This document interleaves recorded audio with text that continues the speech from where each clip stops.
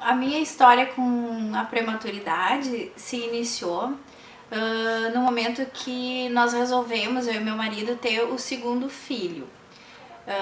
Eu já tinha o Guilherme de 5 anos e meio, e aí a gente começou nas tentativas ali de conseguir ter o segundo filho e estava um pouco demorado.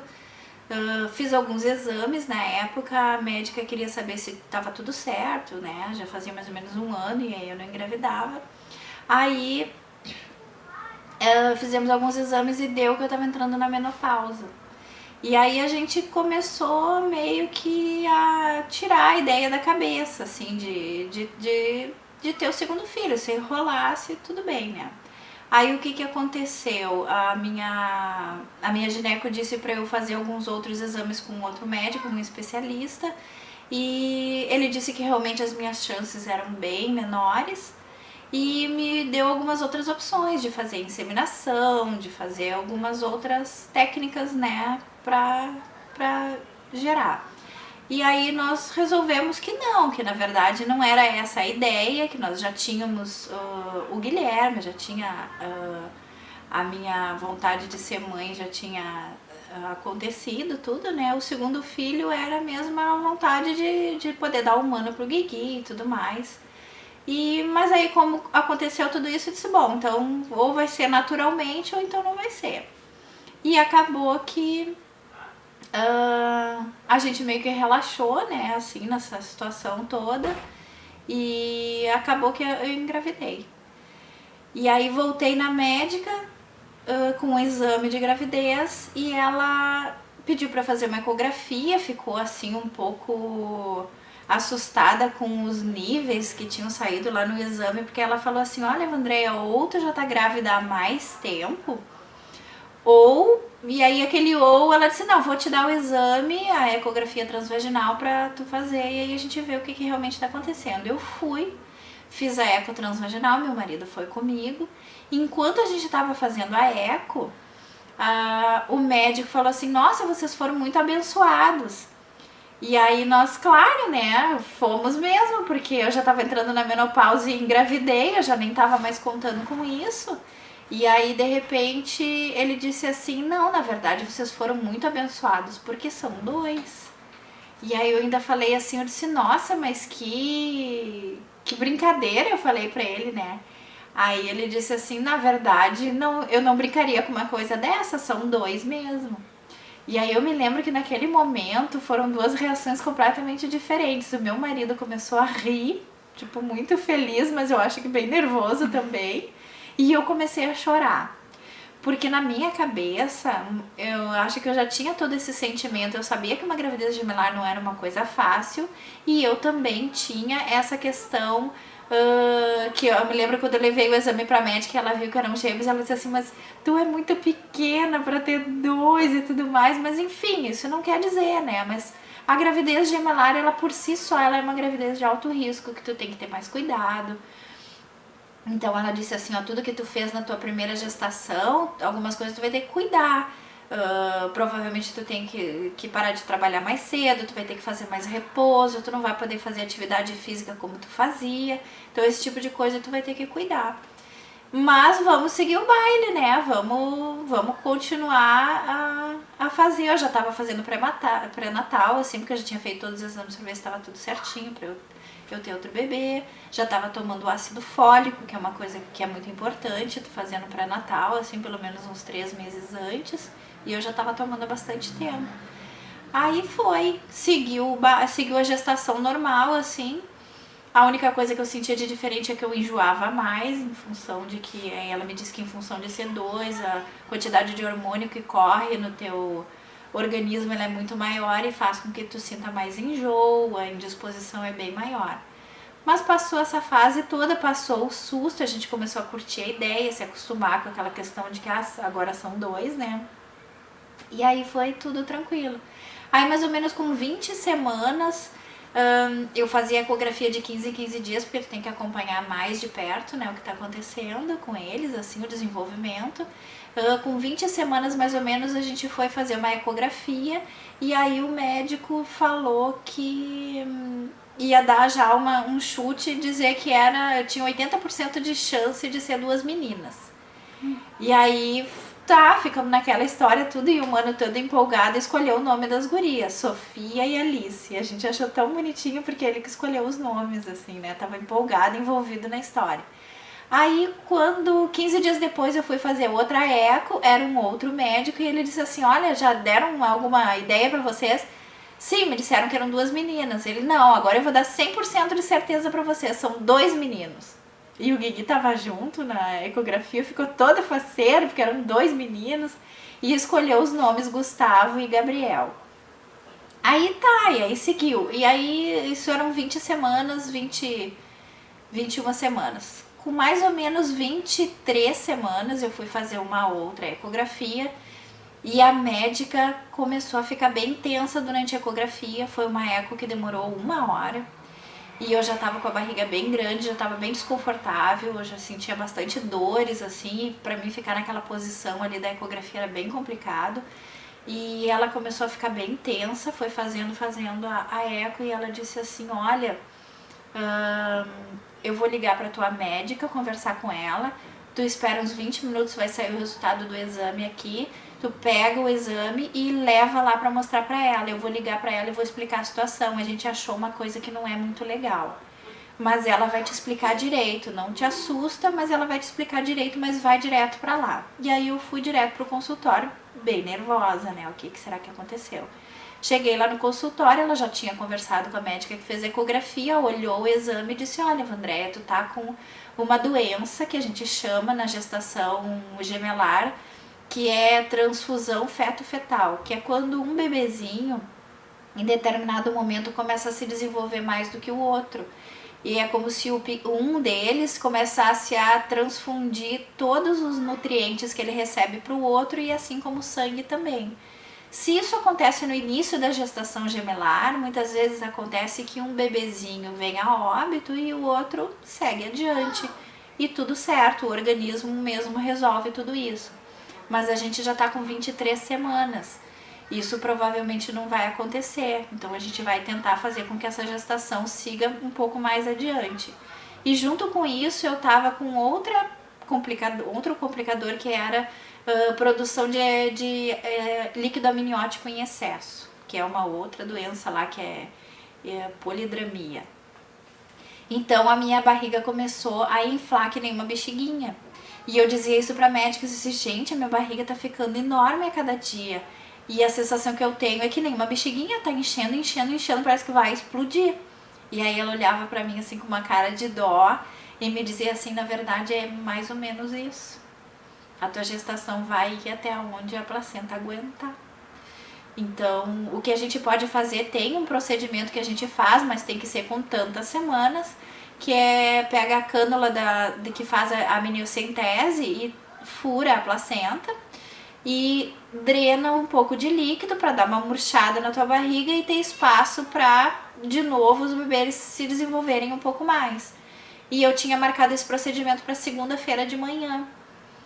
Só que no domingo à noite a minha bolsa rompeu. Ou seja, as coisas aconteceram como tinha que acontecer. Aí minha bolsa rompeu, eu fui pro hospital. Cheguei lá no hospital, minha médica já em seguida chegou junto, né? E aí ela eu já tinha feito o exame e tudo. Ela disse assim, olha, os bebês estão bem, não vazou todo o líquido, tá tudo estável, né? Então o que a gente vai fazer? Vai ficar te monitorando todos os dias aqui, tu vai ficar aqui dentro já, não sai mais daqui. Nós vamos ficar te monitorando e tu vai ter que ficar deitada, imóvel, porque todos os dias tu produz líquido e vamos ver até onde a gente consegue manter os bebês bem lá dentro e até onde a gente chega nessa gestação.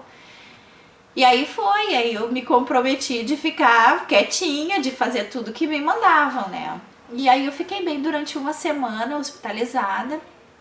Eu sei que tem mulheres que aguentam às vezes 1 mês, 2 meses nessa situação e conseguem levar a gestação até bem mais adiante.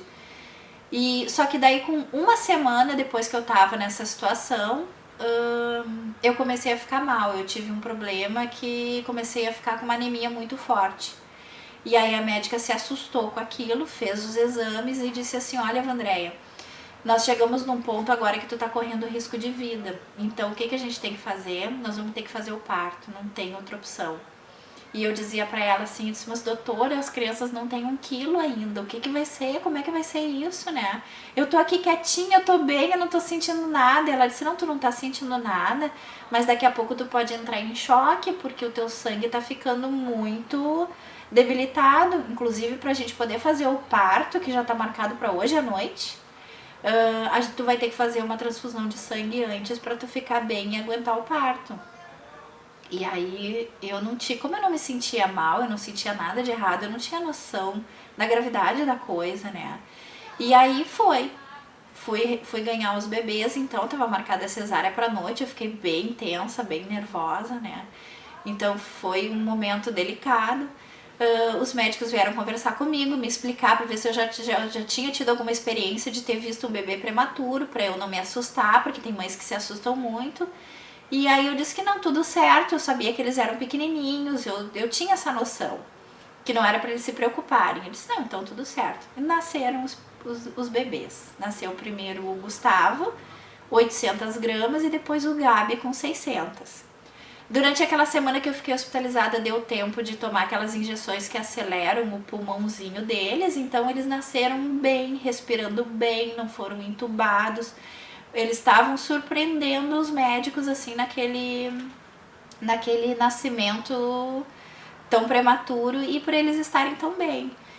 E logo depois que eu ganhei eles, eu fiquei mal de novo, eu tive um sangramento absurdo, assim, que eles chamam de atonia, e eu perdi muito sangue.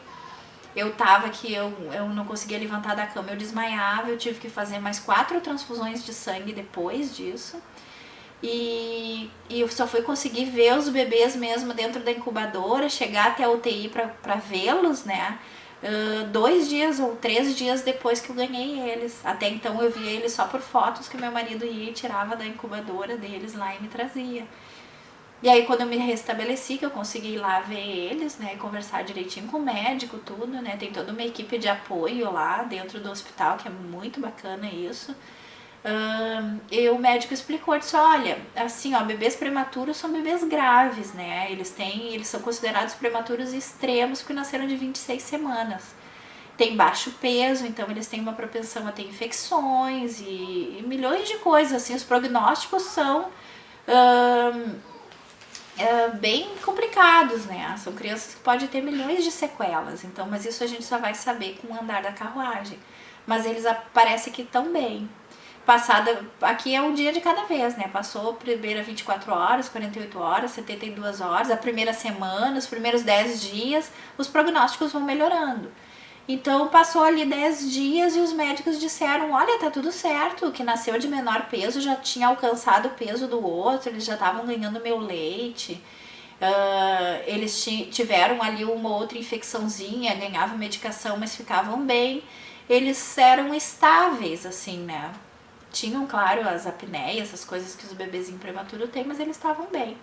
Aí passou-se ali mais ou menos uns 20 e poucos dias, aí um dos bebezinhos começou a ficar mais instável. Foi um determinado dia que eu fui visitar, eu ia todos os dias, eu passava o dia inteiro no hospital, né? E eu percebi que aquele dia ele não estava muito legal, ele estava mais quietinho, o outro estava mais ativo, tudo. E o médico disse, hoje nós fizemos um exame nele e ele tá com alguma coisinha que a gente não conseguiu identificar ainda, porque não vieram todos os resultados do exame, mas ele tá mais quietinho.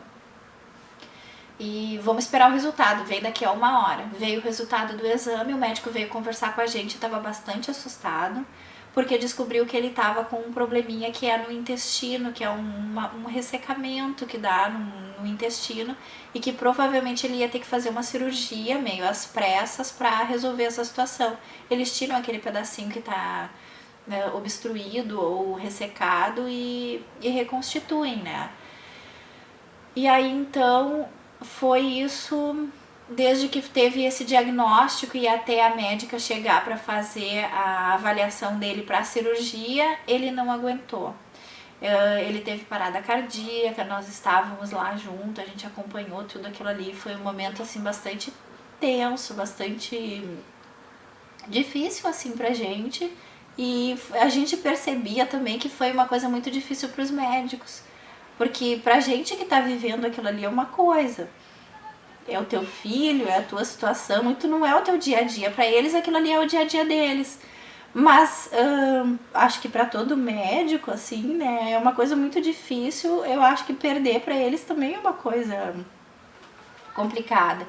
E eu me lembro que o médico, naquele momento, ele ficou muito mexido com aquilo que aconteceu, né? Porque ele disse assim, a gente tá aqui pra salvar vidas, né? E não pra perder. E quando a gente perde, a gente muitas vezes tá aprendendo a lidar com tudo isso, né? Porque cada vez mais tem nascido bebês prematuros. E cada vez mais a gente tem descoberto coisas e tecnologias para conseguir salvar cada vez mais bebê de menor peso, de menor tempo gestacional, tudo. Mas até certo ponto que eles também não tenham muitas sequelas, né? Mas tem algumas coisas que acontecem, que foi o que teve com o teu bebê, que é o nosso tendão de Aquiles aqui dentro, que é a enterocolite, que foi o que ele teve. Que às vezes a gente consegue reverter, mas às vezes não. Então foi questão de pouco tempo. Foi questão de 6 horas do momento que a gente descobriu o que ele teve até o momento que ele faleceu. E daí foi um momento assim bem punk, porque eu tinha, como eram 2, então eu tinha o outro que eu tinha que me dedicar pra ele também. E aí eu fiquei com mais medo de perder também. E foi bem complicado. E o médico dizia pra mim assim, tudo que tu pode fazer por ele é teu leite. O teu leite é tudo pra ele, porque vai levar imunidade pra ele, tudo que ele precisa. Então, o que tu puder fazer pra continuar amamentando, tu faz. E eu fazia isso de 3 em 3 horas, eu tirava leite e ele recebia através de sonda. E até quando eu perdi o Gabi, eu me lembro que a médica chegou e disse assim pra mim, nossa, a probabilidade de secar o teu leite agora é grande, porque tu teve um trauma emocional muito grande, né? Mas graças a Deus deu tudo certo, eu tive muito apoio de todo mundo, assim, família, amigos e tudo mais, e deu tudo certo e eu continuei conseguindo produzir leite, amamentar. E o Guguzinho foi adiante, assim, né? E aí, a cada dia ele se superava, a cada dia a gente via mais evolução boa nele, e aí com 90 dias de internação na UTI, ele recebeu alta, né? Claro, foram várias intercorrências, vários sustos, um monte de coisa acontecendo, a gente brincava que lá dentro a gente fica com o coração da gente no meio de uma gangorra, assim, né? Uma hora tá lá em cima, outra hora tá lá embaixo. Tinha um banheiro que ficava dentro da UTI, que volta e meia a gente via a porta do banheiro estava fechada, de saber que era uma mãe que estava chorando lá. Então, a gente se apoiava muito, as mães ficaram muito próximas, amigas, porque um dia o bebê de uma estava bem, outro dia o bebê da outra não estava, e a gente se apoiava, se ajudava, e acabou formando até uma grande família, que a gente se reúne até hoje, se encontra, sabe dos bebês, acompanha a evolução de cada um, né? E graças a Deus a gente vê assim que cada vez mais as crianças têm ficado bem, com poucas sequelas. O Guguzinho tá super saudável, né? Não teve sequela nenhuma, assim, ficou super bem.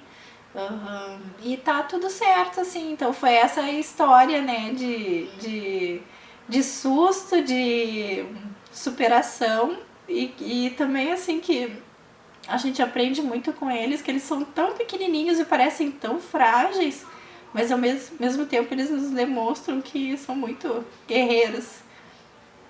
E tá tudo certo, tá tudo bem, a gente se considera uma família assim que superou tudo isso. Foi abençoada com um anjinho, que a gente até nem disse que perdeu, a gente ganhou. E tá tudo certo agora. Avião sem asa, fogueira sem brasa, sou eu, assim sem você. Futebol sem bola, chute sem frajola. Dá um beijo na mamãe, dá um beijo na mamãe. Dá um beijo na roça. Mas então, um beijo na mamãe. Ah, eu vou dar beijo no avião também, tá? Agora que um beijo na mãe. Dá um beijo. Ai, que delícia.